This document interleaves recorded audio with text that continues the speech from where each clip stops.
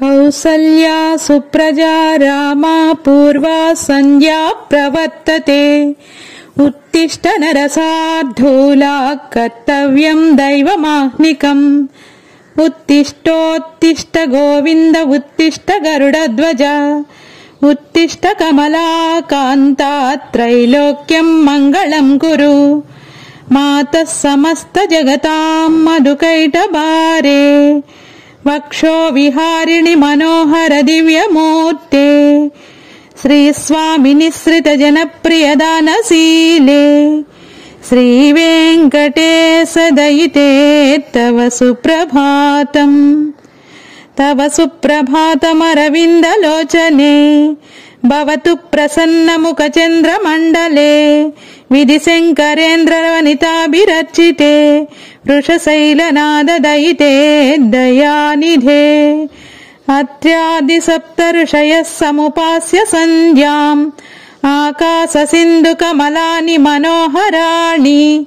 आदाय पादयुगमर्चयन्तु प्रसन्नाम्।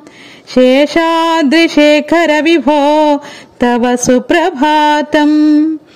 पञ्चाननाब्ज भवषण्मुखवासवाद्याम्। त्रैविक्रमादिचरितम् विबुधां स्तुवन्ति। भाषापतिम् पठति वासरशुद्धिमारात्। शेषाद्रिशेखर विभो तव सुप्रभातम्। ईषत्प्रफुल्ल सरसीरुहनारिकेळ। पूग्रन्थमादिषु मनोहर पालिकानाम्। आवाति मण्डमनिलः सह दिव्यगन्धै। शेषाद्रिशेखर विभो तव सुप्रभातम्। उन्मील्य नेत्रयुगमुत्तम पञ्जरस्ताम्। पात्रावशिष्टकदलीफलपायसानि। भुक्त्वां सलीलमदकेलु सुखां पठन्ति। शेषाद्रिशेखर विभो तव सुप्रभातम्। तन्त्रीं प्रकर्ष मधुरस्वनयामि पञ्च्याम्। गायत्यनन्तचरितं तव नारदोऽपि। भाषा समग्रमनकृत्कर चारुरम्यम्। शेषाद्रिशेखर विभो तव सुप्रभातम्। भृङ्गावळी च मकरन्दरसानुविन्दा। झुङ्कारगीतनिनदैः सह सेवनाय। निर्यात्युपात सरसी कमलोदरेभ्यः। शेषाद्रिशेखर विभो तव सुप्रभातम्। येषां गणेन परदग्नि विमध्यमानौ। गोशालयेषु दधिमन्दन तीव्रघोषाम्। रोषात् कलिविदधते ककुसुप्स कुम्भाम्। शेषाद्रिशेखर विभो तव सुप्रभातम्। पद्मे समित्र शतपत्र गताळिवर्गाम्। हत्तुम् श्रियम् कुवलयस्य निजाङ्गलक्ष्याम्। भेरीनिनादमिम बिभ्रतीम् तीव्रनादम्। शेषाद्रिशेखर विभो तव सुप्रभातम्। श्रीमन्नभीष्टवरदाखिल लोकबन्धो। श्री श्रीनिवास जगदेकदमैक सिन्धो। श्रीदेवता गृहभुजान्तर दिव्यमूर्ते। श्रीवेङ्कटाचलपते तव सुप्रभातम्। श्रीस्वामिनि पुष्करिणिकास्प्लव निर्मलाङ्गाम्। श्रेयाम् दिनोहर विरञ्चिन सनन्दनाद्याम्। द्वारे वसन्ति परवेत्र हतोत्तमाङ्गा। श्रीवेङ्कटाचलपते तव सुप्रभातम्। श्रीशेषशैल गरुडाचल वेङ्कटाद्रि। नारायणाद्रि वृषभाद्रि वृषाद्रिमुख्याम्। अङ्क्या त्वदीयम् वसतेरनिसंवदन्ति। श्रीवेङ्कटाचलपते तव सुप्रभातम्। सेवा परासि वसुरेश कृतानुधर्म। रक्षोऽम्बुनाद पवमान धनादिनाद। बद्धाञ्जलि प्रविलसन्निज शीर्षदेशा। श्रीवेङ्कटाचलपते तव सुप्रभातम्। दाटीषु ते विहगराज मृगादिराज। स्वस्वाधिकारमहमादिकमर्दयन्ते। नागाधिराज गजराज हयाधिराज श्रीवेङ्कटाचलपते तव सुप्रभातम् सूर्येन्दुभौमबुधवाकृति काव्यसौरी स्वर्भानुकेतुदिविषत्परिषत्प्रधाना त्वद्वानदान परमावधिदासदासाम् श्रीवेङ्कटाचलपते तव सुप्रभातम्